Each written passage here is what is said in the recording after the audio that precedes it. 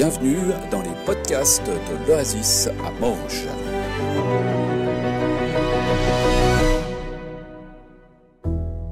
C'est vrai que c'est le jeûne fédéral aujourd'hui, donc vous avez tous préparé les gâteaux aux pruneaux, bien. Ça n'a pas l'air, pas encore. Donc un temps de prière, on va s'entraîner ou se laisser du temps pour pouvoir prier ensemble après pour les autorités, etc. Mais aussi juste prendre un temps de prière ensemble, ça sera aussi un peu le but de ce matin. Et puis j'avais envie de reprendre avec vous aussi des éléments qu'on avait vus au travers, peut-être vous rappeler, de petits tableaux. On avait fait une église en pleine forme avec la prière du Notre Père. Et puis comment le Notre Père peut être un modèle pour inspirer en fait la prière. Et on va reprendre un peu dans cette perspective-là ce matin. Et puis, pour ceux qui ne savent pas trop bien ce que c'est que le jeûne fédéral, je vais vous passer une petite vidéo pour commencer. Voilà, passer une petite vidéo pour commencer. Et puis, comme ça, vous aurez une petite orientation de ce que ça veut dire le jeûne fédéral. Jeûne fédéral, journée de jeûne. Qu'est-ce que tout cela signifie ? I hate this channel. No! No! Le jeûne fédéral, c'est pas du gâteau. Enfin si, aux pruneaux. Depuis près de 200 ans, le troisième dimanche de septembre, les Suisses n'échappent pas à leur petite part et ne s'en lassent pas. À l'époque, c'était la seule chose qu'on se mettait sous la dent. Parce que le dimanche du jeûne fédéral, on est censé jeûner et donc ne rien manger. Pourquoi ? Parce que c'est un jour de pénitence ou d'action de grâce, un jour de prière quoi, et dans tous les cantons. Et ça, c'est la Diète fédérale, l'Assemblée des cantons suisses d'antan, qui l'a décrété officiellement en 1830. Ouais, je suis d'accord 100% avec le mouton. Mais ça fait déjà un bail qu'on jeûne en Suisse pour prévenir les guerres ou remercier d'avoir été épargnés, mais c'est aussi pour éviter par la prière les épidémies et les disettes. À partir du XVIe siècle, cantons réformés d'abord, puis catholiques, fixent des jours de jeûne et de prière communs. Mais c'est seulement le 8 septembre 1796 qu'un jeûne œcuménique voit le jour. Instrument de la paix religieuse et sociale, d'accord, mais le dimanche du jeûne n'est pas de tout repos, on passait la journée à l'église. Mais les chrétiens, ça les connaît le jeûne, ils le pratiquaient déjà du temps de l'Antiquité. Le jeûne, ça permet de prendre conscience de ses manquements, de se rapprocher de Dieu, d'être à son écoute et reconnaissant. Bueno, Do you know Jesus? my cousin Jesus? No. Did he get deported? Are you with immigration? Parce qu'il paraît que quand on mange moins, on est mieux disposé à la prière et à l'humilité. Et tout ça fait que le lendemain, c'est dodo. En tout cas dans les cantons de Vaud, de Neuchâtel et une partie du Jura bernois où le lundi est férié. Il y a toujours l'exception genevoise. Au bout du lac, depuis la Réforme, il suffisait d'un événement dramatique pour que les réformés jeûnent. Le jeûne genevois est finalement fixé au jeudi qui suit, le premier dimanche de septembre. Mais avec le jeûne fédéral, il est voué à disparaître. Pas content de se le voir sucré, les Genevois ont bataillé et 5 ans plus tard, ce sont aux pasteurs de la ville de Calvin qu'on doit le retour du jeûne genevois. Une genferaille ? En tout cas, une tradition qui est toujours célébrée avec un peu moins de ferveur, il est vrai, comme le jeûne fédéral. Et là, on a même tenté d'en faire une journée non motorisée. Mais un nouveau millénaire s'est entamé et ça n'a toujours pas fonctionné. Et on roule toujours par à-coups sur le contournement de Genève.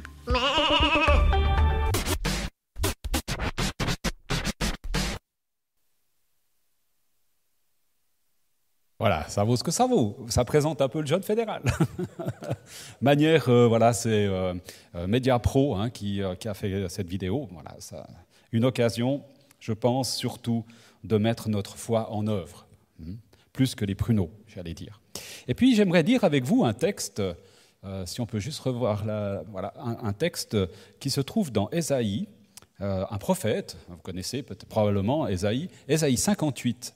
Et qui parle du jeûne. Et moi, je trouve ce texte très fort. Il m'a accompagné depuis de nombreuses années dans plein d'événements qu'on a vécus et que je trouve juste merveilleux. J'aimerais vous le lire, qu'on le lise ensemble, en fait. Je ne vais pas beaucoup le commenter, mais on va le lire ensemble. « Crie à pleine voix, ne te retiens pas, dit le Seigneur, comme le son de la trompette que ta voix porte loin. Dénonce à mon peuple sa révolte, aux descendants de Jacob leur faute. Jour après jour, tournés vers moi, ils désirent connaître ce que j'attends d'eux. On dirait un peuple qui agit comme il faut et qui n'abandonne pas le droit proclamé par son Dieu. Ils réclament de moi de justes jugements et désirent ma présence. Mais ils me disent, à quoi bon pratiquer le jeûne si tu ne nous vois pas ? À quoi bon nous priver si tu ne le sais pas ? Alors je réponds, constatez-le vous-même. Jeûner ne vous empêche pas de saisir une bonne affaire, ni de malmener vos employés. Quand vous jeûnez, vous vous querellez, vous vous disputez, vous donnez des coups de poing. Quand vous jeûnez ainsi, votre prière ne parvient pas jusqu'à moi. » Est-ce en cela que consiste le jeûne tel que je l'aime, le jour où l'on se prive? Courber la tête comme un roseau, revêtir l'habit de deuil, se coucher dans la poussière. Est-ce vraiment pour cela que vous devez proclamer un jeûne, un jour qui me sera agréable? Le jeûne, tel que je l'aime, le voici, et vous le savez bien. C'est libérer ceux qui sont injustement enchaînés. C'est les délivrer des contraintes qui pèsent sur eux. C'est rendre la liberté à ceux qui sont opprimés. Bref, c'est supprimer tout ce qui les tient esclaves. C'est partager ton pain avec celui qui a faim, ouvrir ta maison aux pauvres, aux déracinés, fournir un vêtement à celui qui n'en a pas. Ce n'est pas te détourner de celui qui est ton frère. Alors ce sera pour toi l'aube d'un jour nouveau. Ta plaie ne tardera pas à se cicatriser. Le salut te précédera et la gloire du Seigneur fermera la marche. Quand tu appelleras le Seigneur te répondra. Quand tu demanderas de l'aide, il te dira « J'arrive !» Si tu cesses chez toi de faire peser des contraintes sur les autres, de les ridiculiser en les montrant du doigt ou de parler d'eux méchamment, si tu partages ton pain avec celui qui a faim, si tu réponds aux besoins du malheureux, alors la lumière chassera l'obscurité où tu vis. Au lieu de vivre dans la nuit, tu seras comme en plein midi. Le Seigneur restera ton guide. Même en plein désert, il te rassasiera et te rendra des forces.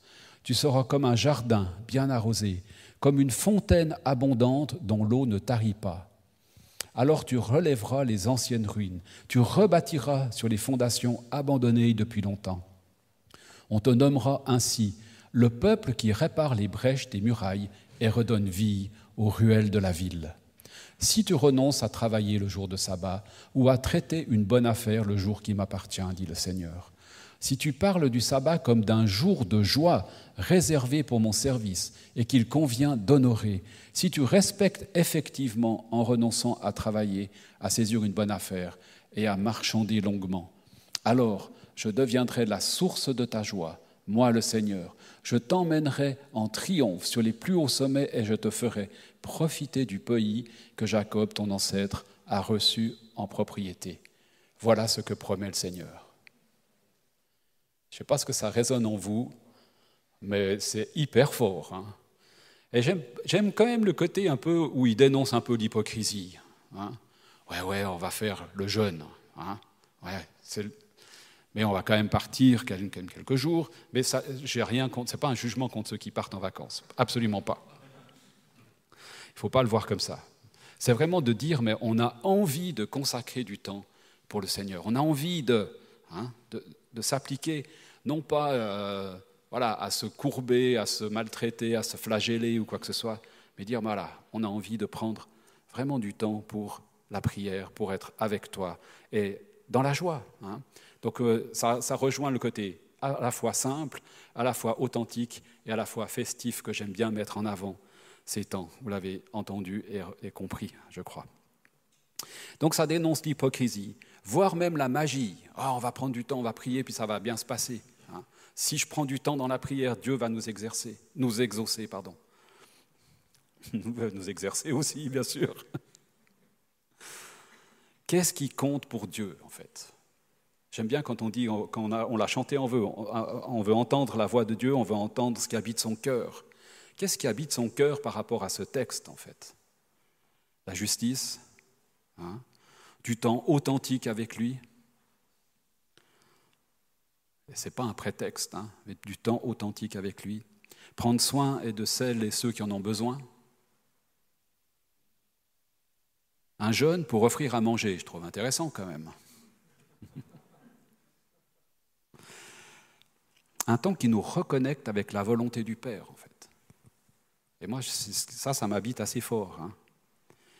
Et dans ce même sens, j'aimerais qu'on puisse reprendre le côté de la prière, justement, du Notre Père, hein, qu'on avait vu au mois d'avril, donc ça date un tout petit peu, le Notre Père comme un modèle de prière, avec les 6 éléments qu'on avait vus, qui sont affichés là, puis qu'on va reprendre dans un tout petit moment. Ces 6 éléments, ces 6 caractéristiques en fait du Notre Père. Alors celle-là, vous la connaissez, je pense qu'il n'y a pas besoin de la afficher longtemps, on n'a pas besoin de la lire, on la remettra peut-être tout à l'heure quand on prendra le temps de prière.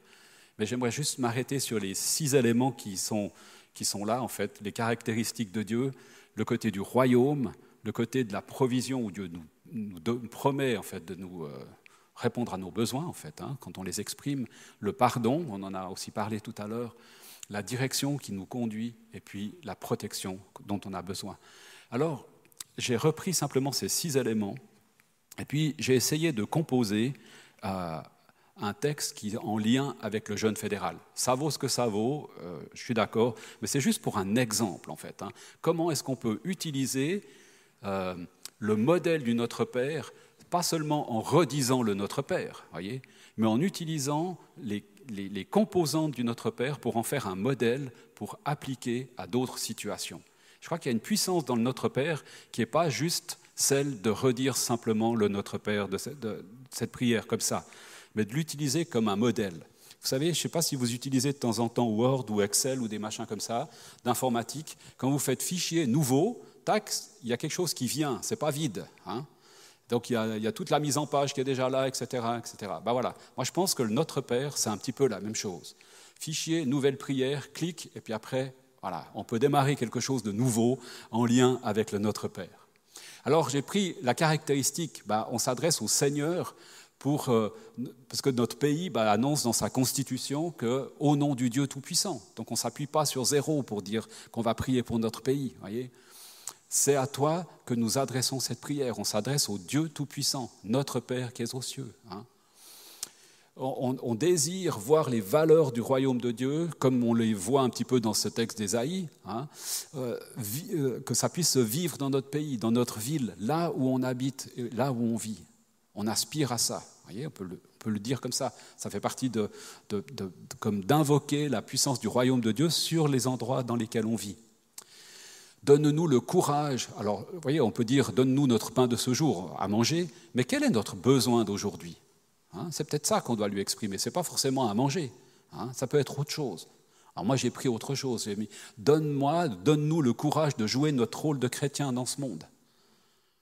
Par exemple. Alors ça nous implique un peu, je suis d'accord, mais donne-nous des autorités qui recherchent ce qui est juste à tes yeux. Vous voyez ? Alors, je vous dis, c'est un exemple que j'ai pris, il vaut ce qu'il vaut. Le pardon, voilà, pardonne-moi peut-être de ne pas oser ou de savoir comment agir. Peut-être que là, on a besoin d'être conduit aussi. On a besoin peut-être plus qu'une roue de secours. Pardonne notre manque de courage, en tout cas le mien, et d'engagement pour la justice, qui peut être personnel, qui peut être communautaire. Ne me laisse pas baisser les bras et me contenter de ce que je fais ou ne fais pas notre gouvernement. Peut-être qu'en tant qu'Église aussi, on a aussi des... Voilà, il y a la halte, c'est un exemple. C'est un bon exemple, mais peut-être qu'il y a d'autres choses qu'on pourrait peut-être imaginer aussi en tant que communauté. Et dans ce sens, on va aller trouver les autorités de Morges en tant que plateforme écuménique pour leur demander mais quels sont les besoins de la commune de Morges qu'en tant que plateforme on pourrait répondre, auxquels on pourrait répondre. Vous voyez, cette dimension-là, ne pas baisser les bras, ne pas se contenter de ce que fait ou ne fait pas notre gouvernement. Conduis-moi, révèle-moi, où tu désires me voir agir, m'engager, être témoin de qui tu es. Une manière de demander aussi à Dieu, voilà, où est-ce que tu me veux ? Est-ce que je dois tourner mon volant à droite ou à gauche ? Ou bien peut-être mettre ma roue de secours pour pouvoir redémarrer, peut-être. Ne laisse pas le mal se répandre et nous envahir. Ne laisse pas la tentation de l'égoïsme m'empêcher d'agir. Délivre-moi de l'apathie. Combien de fois on ne sait pas quoi faire des fois. Enfin moi, je me dis, parle pour moi en fait. Et puis la fin, que tu sois loué, glorifié dans cette ville de Morges, là où nous habitons, vivons, dans notre pays. Voilà. Ça peut être un moyen, une méthode ou un modèle qu'on peut comme ça appliquer du Notre Père, qu'on peut appliquer dans un temps de prière. Alors maintenant, j'aimerais vous inviter à passer à la pratique. En fait, on a du temps. On se laisse 15-20 minutes, ça va ? Jusqu'à -5, -10 ? Jusqu'à -10, puis si jamais on se laisse 20 minutes, on va se mettre par petits groupes de 2, 3, 4 maximum, et puis on va prendre un temps de prière. Je vais vous rafficher peut-être le Notre Père qui est quelque part par là, sauf erreur. Voilà, comme ça, on peut avoir le modèle sous les yeux et puis on peut l'appliquer comme on le désire pour la prière. Je vous invite à vous mettre par petits groupes de 3-4. Et puis, on peut prier pour nos autorités, mais on peut prier pour d'autres choses qui nous habitent. Je crois que là, on a besoin aussi de laisser Dieu nous parler, en fait. Laissez Dieu vous conduire, en fait, dans ce temps de prière. On dit qu'on veut exercer à l'écoute de Dieu, à entendre ce qui habite son cœur. Peut-être que ce sera des paroles d'Ésaïe, peut-être que ce sera autre chose. Je sais cru que c'était pour moi, c'est pas pour moi. Ça va comme ça ? Avec le conseil pastoral, on se tient à votre disposition parce que peut-être qu'il y a des temps de prière en groupe, mais peut-être qu'il y a quelqu'un qui aurait besoin ou envie qu'on prie pour lui d'une manière plus spécifique. Alors avec le conseil pastoral, on va se tenir ici au coin et puis si vous le désirez, on est à votre disposition. Voilà.